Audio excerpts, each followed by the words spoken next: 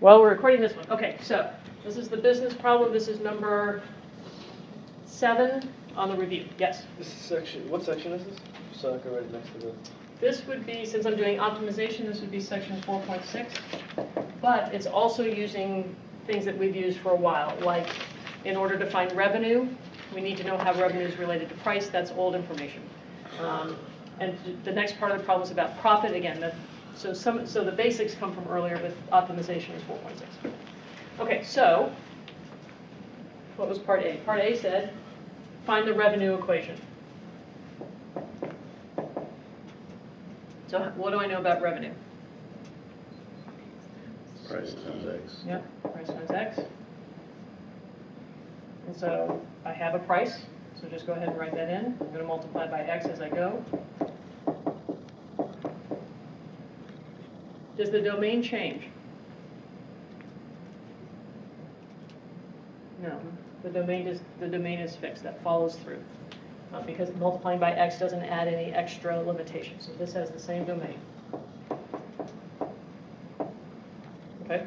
Part B said, find the number of items to maximize the revenue. So what am I trying to do? Max revenue. And what do I need to report? Number of items. What letter is number of items? X. And then later it asks for, further in the problem, it says what is the price I need to set to get that. So I'm trying to maximize R, but I need to report the number of items to get there and the price I need to set to sell that number of items.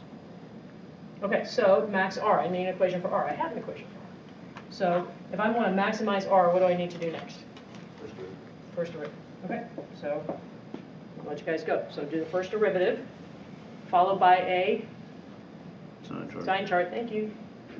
I'm going to drill it until everybody's saying it. So how do we solve A though? We don't have like. There's nothing. I just asked for an equation for R. There's nothing to solve. This is the answer. Oh, I thought it said find revenue. This is the revenue equation. Find the revenue equation. That's it. The equation that tells me what the revenue is based on the number of items. So there's nothing to solve. I'm not asking to find a revenue, but a revenue equation.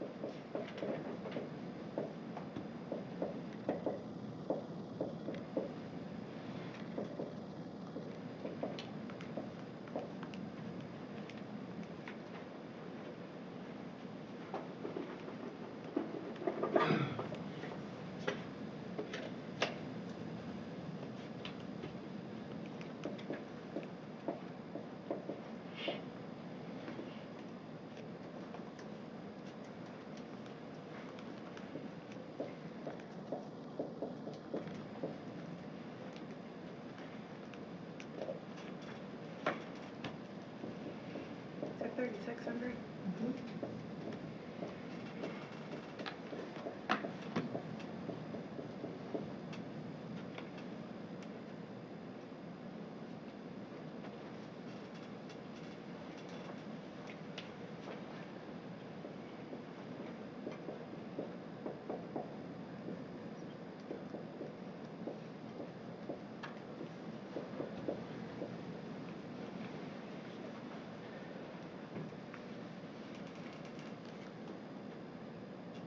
So what did you get for critical points on your sign chart? 60.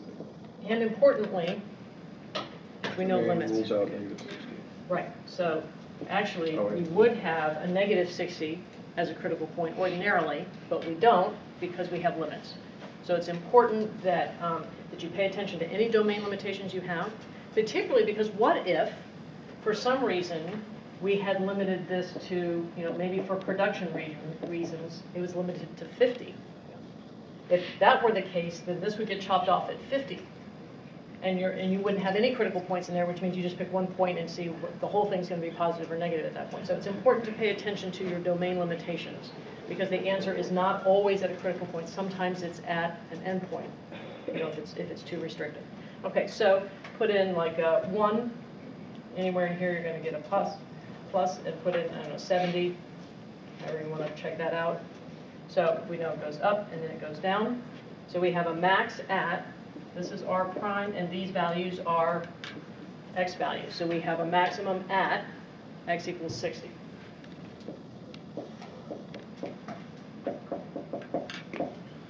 Okay, so what are we trying to report? So I've got one of my values, X. So now I need to know, that's how many I need to sell to maximize revenue. What price do I set to get there? So I want to find price equals something. So I need a price equation right there. So 1296.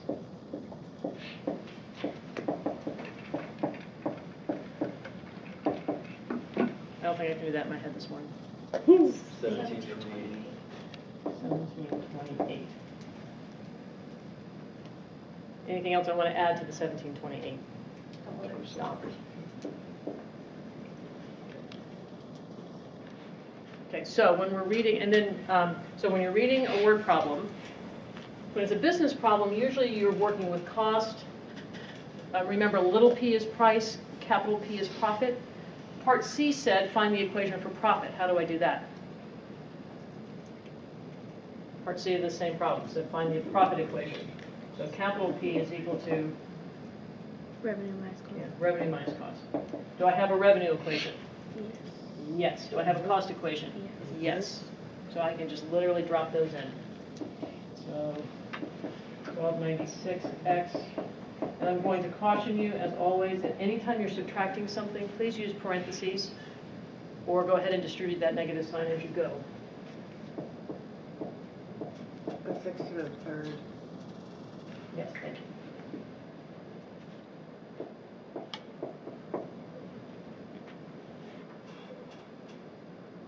I'm not going to finish the rest of this problem. I just wanted to set it up. So what will I do next? Distribute the negative. Yeah, so I need to distribute the negative sign and collect my like terms. So 1296 minus 396, I think I get 900x minus 0.12x cubed minus 830. So part D says maximize profit. So what do I do? We're not going to do it. What would I do? Solve for Find the derivative, Sign chart. sign chart, answer the question. Okay. So once you get to the point where you're trying to maximize something and you have an equation all in one variable, the process is exactly the same. Find the derivative, do the sign chart, know where your max or min is, and then make sure to answer the question. And when you go to answer the question, again, if you write down what you're looking for, that will help show you which equation to plug in to get. Okay.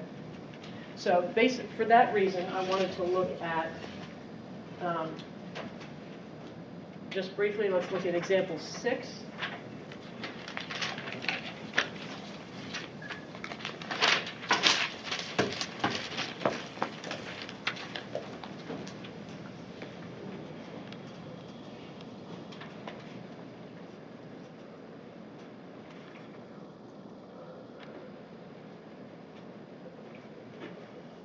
So a baseball cap manufacturer is planning to expand its workforce. It estimates that the number of baseball caps produced by hiring X new workers, so X is the number of new workers, is given by this. So t-shirts, as I add X workers, this is how many more t-shirts I'm going to get. How many workers can I add? up to 18. 0 up to 18. Okay? So maybe there's just not production capacity. There's not enough space in the building for more than 18, whatever. When is the rate? So this is where I wanted to look at language. when, that's a when versus what question, is the rate of change increasing and decreasing? So when, what kind of an answer is that going to be? When and where are the X answers, right? Okay, so my answer is going to be find X. I'm going to report X, let me put it that way. I'm trying to find my answer will be an X value. And what do I want to do? And find the return. Yeah, the rate of change, what is that? How can I write that? What is rate of change of cap production? Is that T? T. T prime. Rate of change is slope. So rate of change, this is already T prime. If I want to know when that's increasing or decreasing, if I want to know when anything's increasing or decreasing, what do I do? First derivative. So I do it. So this tells me derivative again.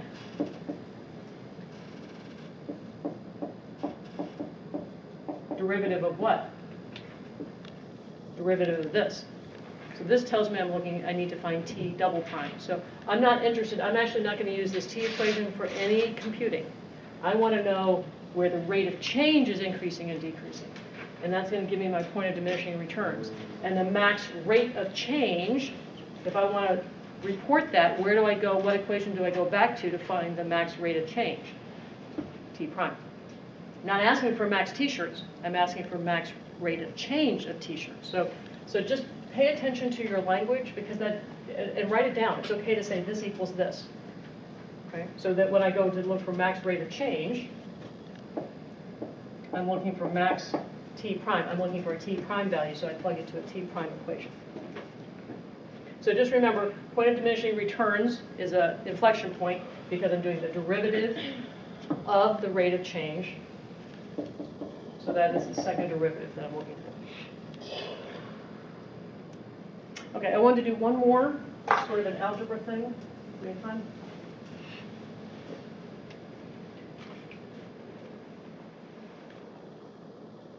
Or did you want to finish this one? You want to finish this one? That's fine. All right, so let me...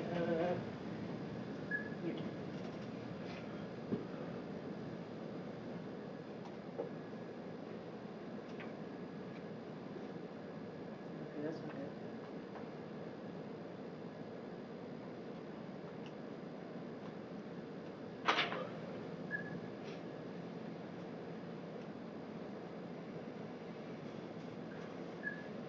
Apparently I have something on my finger. All right, so this was, what do we have here? T of X.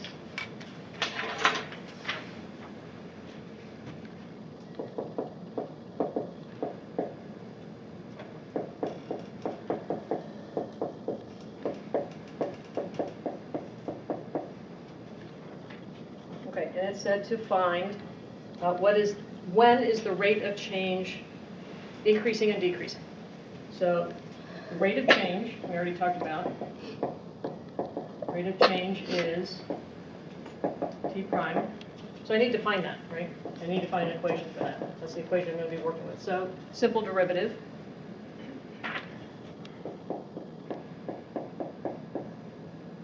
Again. Did I do that right? I'm starting to run on. Does that look right? Okay. So I want to know when that's increasing and decreasing. So that means I need to do, if I want to find increasing, decreasing, I need to do another derivative. So T double prime.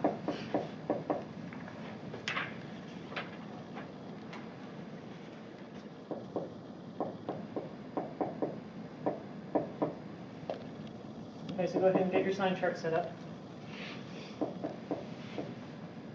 This is something, if you're going to factor, this is my recommendation. Anytime I have a negative number on my highest term, I factor out the negative number altogether, and in this case an x as well. And that just means I'm going to take this term and divide by negative 3x. That leaves me x. If I divide this by negative 3x, that leaves me negative 12. So what goes on the sign chart? 12. And 0. 0. And I get 0 from two places. 0 from here and 0 from here.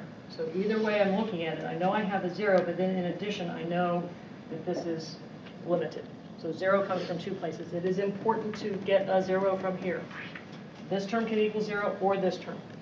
Okay, so if I plug in 1, negative, Wouldn't 3 also be on the center? no. Because didn't you say earlier that you put x minus 12 equals 0 and negative 3x equals 0? So solve that for me. Wouldn't we just add 3 and then No, x these equals are- 3? These are multiplied. So I need to divide both sides by negative 3. 0 divided by anything. Oh yeah, you're right. Okay, so put in 1, so I'll get a negative times a negative. Put in, I don't know, 15. Negative times positive. So what do I know is happening? This is going up, and then it's going down. What's going up and down? T prime is going up and down.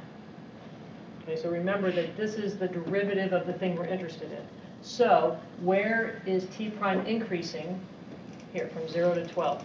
So T prime is increasing on 0 to 12. And when is it decreasing?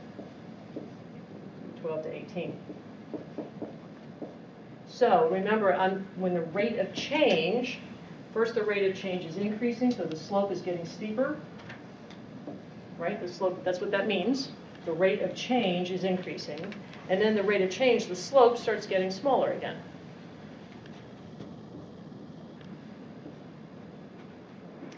So this looks like concave up, concave down, inflection point, that's right.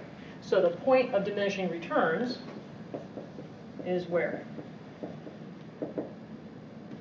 X equals 12. So why does that make sense then that the maximum rate of change happens right here? Does that make sense? It's increasing, increasing, increasing until you get to that point, and then, right, it's as high as it can be because then it starts decreasing again. So this right here is your point of diminishing returns. It is also the point of maximum rate of change. So if I want to know what the maximum rate of change is, how do I find that? I'm looking for a max T prime. So what equation do I plug into? Fold back into T prime. T prime. So again, if you label what you're trying to do, that's going to help direct you to it, particularly when you're plugging in at the end for your final answer. It's going to help you know which one to plug into. So this is just going to be T prime of 12. So plug 12 into that. I don't know. Oh, wait, maybe I did. 144 times 6 is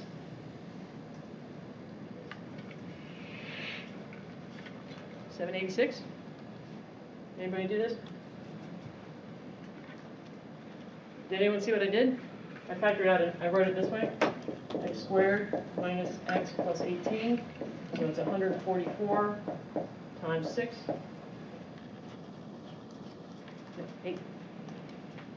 860, what is it? 866, 864,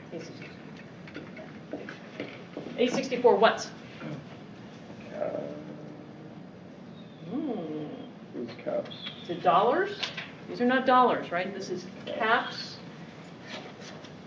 It's a derivative though, caps That's per person. per person. So if you're not sure, remember you can always rewrite your thing as dt dx, caps per added person. Okay, so that's where you get your units from. You can always rewrite it this way, and that will tell you your units, numerator and denominator. Okay.